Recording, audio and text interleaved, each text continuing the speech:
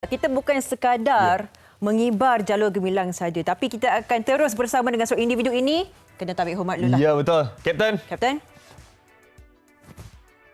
Selamat pagi kita ucapkan kepada tidak lain tidak bukan Kapten Bersara Dr. Wong Ang Peng bersama kita pagi ini, Haziq. Wow, ini adalah satu penghormatan untuk MSI di mana kita di bulan kebangsaan. Bulan di mana kita nak meraihkan kemerdekaan kita yang kita kecapi pada 1957, tapi pada 1979, 1 Jun, ada satu pertempuran yang berlaku di mana komunis berada di Malaysia pada waktu itu. Headquarters Group 5th Assault Unit. Itu yang handal, yang kita patut jangan ambil berat. Kita kena serius tentangnya. Tapi sebelum kita saya cerita tentang peristiwa itu 1st of June, 1 Jun 1979. Saya nak cerita sedikit tentang fear dan courage in jungle warfare, ketakutan dan juga keberanian di dalam perang what do you call that, dalam hutan. Sebab hutan itu dalam bahasa Inggeris the term jungle is neutral. Kita tak boleh anggap musuh itu bodoh, mereka pun pandai, mereka handal juga. Mereka mungkin lebih berpengalaman sebab 365 hari mereka dalam hutan. Kita keluar masuk. Tapi 8 ranger, batalion 8 ranger ketika itu pada second half of 70-an, kami di Ipoh. Di Ipoh itu bermakna Perak. Perak bertemu dengan 5th Assault Unit musuh diketuai oleh Namyat. Dan 5th Assault Unit ini Namyat punya kumpulan di antara kumpulan musuh CPM, Komunis Parti Malaya. Kumpulan ini yang paling handal, paling bergiat, yang paling kita kena ambil perhatian, ambil berat sebab mereka ni boleh cedera kita, boleh ambush kita, boleh kalau silap kita boleh hilang nyawa. Betul. Tetapi jungle is neutral, kita sudah terlatih. Kita infantry, kita ranger, askar Melayu, komando, the combatant group, kita terlatih. Kita kena guna field craft, taktik pasukan kita, apa yang kita ada. Kita mesti tahu apa yang kita ada, kelebihan kita, kelemahan kita, dan kita mesti tahu juga kelebihan mereka dan kelemahan mereka. Kelebihan kita, pasukan keselamatan, ialah firepower kita ada, peluru kita ada, mungkin lebih anggota. Lebih maju, Berbanding dengan mereka, anggota mungkin kurang. Senjata assorted, mungkin tak berapa yang handal macam kita. Kita M16 American made, dia mungkin Russian made, homemade dan sebagainya, campur. Dan dia guna booby trap untuk what you call instill fear, ketakutan pada kita. Kita sudah dulu masuk hutan in jungle warfare, kita tak takut tentang pertempuran. Kalau bertempur, firefight, kita tak takut. Itu kita sudah terlatih. Tapi yang paling takut ialah booby trap. Ataupun juga ambush. Kita paling takut kena ambush dan juga pijak booby trap. Kapten, kita menyebut tentang booby trap dan segala orang kata mungkin yang ada dalam hutan yang dikatakan neutral, tetapi ada faktor persekitaran yang diwujudkan oleh pihak musuh pengganas ini. Jadi pada ketika itu, bila menerima arahan kan Kapten, Kapten bersama dengan kumpulan batalion Kapten sendiri, apakah taktik yang digunakan dan juga apakah yang dalam minda dan psikologi bagi anggota Kapten pada ketika itu untuk masuk hutan ni, mengetahui ada banyak bahaya dalam tu? Yes. Macam saya cakap, jungle is neutral. Kita kena guna jungle itu untuk kita punya advantage. Okey, kita masuk. Kita tahu musuh cuba elak pasukan keselamatan. Kecuali kalau sudah tersampak ataupun dia nak ambush kita ataupun kita serang dia. Okey? Katalah kita sudah masuk, kita tahu sudah dapat information from special branch, from brigade headquarters, kata ada musuh di kawasan situ. Kita masuk, search and destroy. Ataupun misi kita untuk locate enemy camp dan serbu, attack, bunuh mereka. Ya. Tapi musuh bukan bodoh. Kalau dia tahu askar akan datang, dia akan letak booby trap. Tempat dia letak booby trap itu is the most likely tempat yang soldadu akan letak kaki. Ataupun misalnya kita satu kayu balak. After the kayu balak, kita langkah kaki kan. After the kayu balak. Dan kalau ada trail, ada jejak situ, itulah most likely tempat. Jadi kalau kita masuk, kita tahu. Mungkin itu tempat ada booby trap, kita elak sikit. Kita cari jalan tempat letak kaki yang susah sikit. Cuba elak. Itu nombor satu. Okay. Nombor dua, kita lihat terrain. Ada pokok, ada semak semua. Mungkin ada sungai, ada tempat tinggi. Tempat tinggi mungkin enemy, musuh akan ambush di situ. Jadi kalau kita tahu, kita berjalan ikut formasi, tactical formation. Jadi mungkin ada kita suspek, ada mungkin ambush. Kita hantar scout 2 orang. Ataupun satu section. Kalau bergerak dalam satu platoon lebih kurang 30 orang, hantar satu section clear top of the hill dulu. Baru kita bergerak maju ke depan ke tempat yang kita nak arah. Jadi kita kena guna ground untuk advantage kita. Wow. Kalau tengok daripada Kapten punya penceritaan, kita dapat tahu yang masih lagi segar dalam fikiran Kapten pasal apa yang berlaku pada 1 Jun tersebut. Tapi Kapten, ramai sebenarnya yang nak tahu macam mana sebenarnya Kapten boleh bermula menjadi sebagai seorang anggota tentera. Dulu saya Boy Scout, King Scout. Jadi saya suka adventure, camping, cycling, kayaking, rafting, panjat pokok. Dari kecil. Dari kecil. Outdoor. Saya seorang saya tak boleh fikir saya jadi untuk office work, tak boleh lah. Tak boleh. Memang mesti outdoor. Lepas tu nampak the advertisement masuk cadet. Cadet pun 400. Not bad, no. Itu awal 70-an. Kalau boleh tahu tahun bila tu? That was 1973-74 saya apply. 1974 saya apply. And then 1975 saya masuk cadet. Bukan senang, tahu 100 lebih orang pergi, hanya 1 orang atau 2, kadang-kadang tak ada yang kena pilih. Dia ada leadership, bahasa, health, physical, obstacle course. Banyak dia boleh punya. bertutur dalam bahasa, 2 bahasa. Kalau gagal mana-mana satu, out you go. 130 orang pergi interview after school leaver. Mungkin semua, 1 saja yang kena pilih. Okey, masa saya masuk, curi-curi masuk, tak nak bagi tahu ibu bapa saya. Tak dibenarkan. So saya pergi, sudah terpilih. Banggalah kita sudah dapat selected. Lepas tu nak pergi sebarang kara lah, for Dixon lah, for training lah. Diam-diam, ibu saya akhirnya sudah tahu, dia nangis. Dia sebab apa?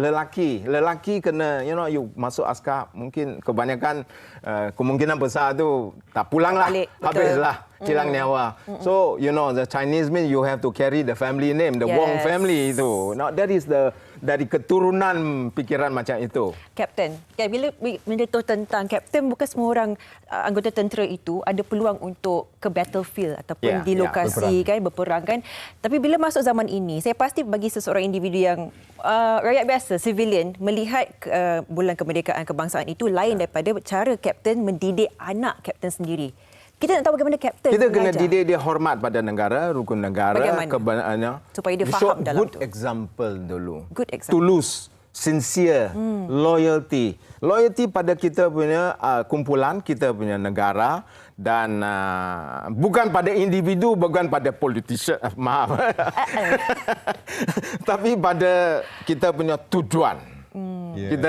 Kita punya tugas, kita punya mission, apa yang kita nak buat untuk syarikat kita. Loyalty to the people yang kita kawal, awasi, yang kita bayar dia gaji. Service for the people, untuk rakyat kita. Yes. Dari dulu saya punya filosofi macam itulah. Tanah tumpahnya darahku. Itu sebenarnya apa yang Kapten sampaikan. Tadi kata nak tanya saya tentang insiden 1st of June. Saya memang sebenarnya nak dapatkan gambaran sebenar, Kapten, apa yang berlaku pada 1 Jun 1979. Sebab kami juga tak dapat yelah, kalau kita dapat rasa bertempur, menentang pengganas yang datang ke sini. Saya akan cuba bagi gambaran yang mungkin saudara Zik dan Sofia mungkin akan terasa macam mana jungle warfare, pergerakan dalam hutan tu. Bagaimana permulaan dia? Permulaan itu saya dapat dipanggil CEO saya, dia dah meninggal dunia, CEO Lieutenant Colonel Tony Lun. Dan dia bawa saya pergi jumpa Dato' Sri Yuen Yet Leng. Ketika itu Dato' Sri Yuen Yet Leng CPO, Chief Police Officer Perak. Okey. Dan dia Union Link tu dia memang dia handal, dia tahu tentang pergerakan komunis, information intelligence semualah. Okey. Dan dapat arahan direct dari dia, CPO, bukan dari Brigade Commander, bukan dari CEO saya, direct dari dia. Sebab itu A1 information. Musuh pasti ada dalam camp. Dah confirm. Dah confirm lah. Dan seorang surrendered enemy personnel, nama dia Along, orang asli. Dia dulu komunis tapi dah serah diri dan sudah turn over. Informer. Bukan saja informer dan dia memang dia nak bawa ke camp itu. Wow. Tapi bukan terus satu tempat, kawasan itu. Memang info, A1 information. Jadi CPO Yon dia nak seorang platoon commander, second lieutenant yang paling boleh dipercaya. Trustworthy, yang boleh terima dan ikut arahan lah. Bawa 10 orang, satu section saja. Satu platoon lebih kurang 30 lebih, satu section 10 atau kurang sedikit. Tracker. Dan 8 ranger ketika itu kita ada Iban, kita ada Dayak, Sarawak, Malaysia, campur lah. Memang semua gagah, berani dan pandai. Good tracker lah. Superb tracker. Paling baik dalam tentera Malaysia. Dan saya ada bawa kumpulan ini. Track pelan-pelan. Kita masuk pun 3 tan. Lampu tutup. Senyap-senyap. Sebab kita tak nak orang tahu, orang asli tahu. Kampung orang asli. Gelap. Berapa hari? Masuk dulu. Pergi ke dekat kawasan camp itu di persekitaran Gunung Korbu. Ulu Kintang Gunung Korbu. Jadi pergi, kita masuk. Saya punya section dan belakang ada satu company diketuai Kapten Osman dan 3 orang lagi platoon commander, Lieutenant Raji'i, Lieutenant Govinda dan juga Lieutenant Muda Mohan. Jadi ikut bawa masuk, saya kena pelan-pelan track sebab kena senyap. Ini camp musuh ni. Musuh bukan bodoh. Dia akan letak booby trap. Dia akan hantar sentry. Dan kita yang tadi saya cakap, yang paling takut kita yang kena ambush. Kita pergi pelan-pelan. Mereka dah tunggu dah. Dah aim shot. Pernah berlaku. Pegawai mati kena ambush. Kita tak nak itu berlaku. Dan kita paling takut ialah ambush dan juga booby trap. Kalau bertempur, no problem. Kita akan lawan sebab kita terlatih. Okey, pergi elak, booby trap, jejak mana. Pergi malangnya lepas 2-3 hari, kita jumpa 3 batu. 3 batu disusun. Besar, sedang, kecil. Mengikut along the SEP itu, Surrendered Enemy Personnel itu. Dia kata, ini tanda bagi tahu musuh itu komunis. Askar datang. Bermana ada orang, kemungkinan orang asli, sympathizer, kata askar datang, elak askar cepat lari. Camp ada, di depan camp ada. Camp musuh ada.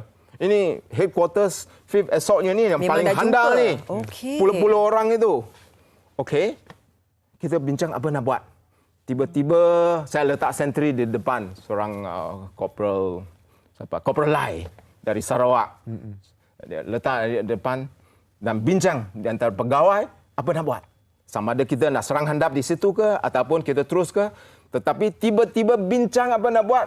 Terserempak musuh. Musuh 2 orang datang dan dia tembak kita tembak dia. Malangnya miss, tak dapat apa-apa. Sudah mula bertempur lah. So ketika itu sudah hilang what you call secrecy. Silence semua dah hilang. Musuh pun dah tahu, kita pun sudah tahu dia sudah ada. Jadi misi sekarang sudah bukan search and locate enemy camp dan attack. Sudah tukar sekarang sebab surprise and secrecy sudah hilang. Kejar. Pursue, hot pursue. Track, hot pursue, kill. So misi sudah tukar. Okey. Jadi kita, company commander Kapten Osman pun bagi platoon, pecah platoon dan ikutlah. Ikut, hilang, dapat balik. Yang kumpulan lain, hilang sesak, dapat balik. So, kita 2-3 hari kita dapat jejak je. Dan ketika tu, dia hujan durian. Sebab ketinggian 4,500 feet. Sejuk. Macam Moss Garden, bukan macam Semar, the secondary jungle atau primary jungle di bawah 2,000 kaki. 4,500 feet itu, tinggi, sejuk. Dan hujan.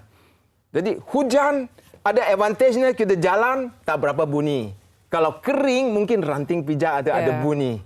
Dan hujan bermakna musuh lagi susah nak tutup dia punya kesan. Jejak dia. Okay. Lagipun dia ada bawa pack, dia sudah pindah dari camp dia. Dia sudah lari ke lagi atas.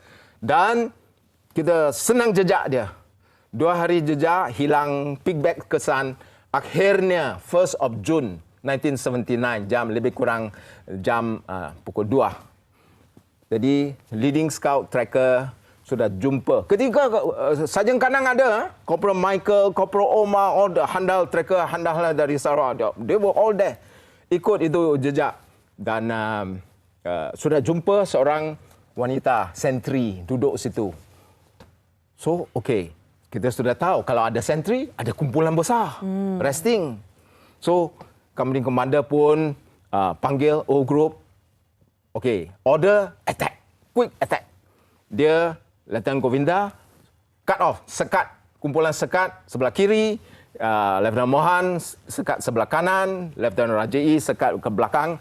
Wong Ang Peng, second Lieutenant Wong Ang Peng, dia suruh sebab saya sudah letih, yang the first 3-4 days tu sebab saya yang jejak mula-mula kan? Leading group nah. Yeah. Okay, Wong, I want you to be cut off group.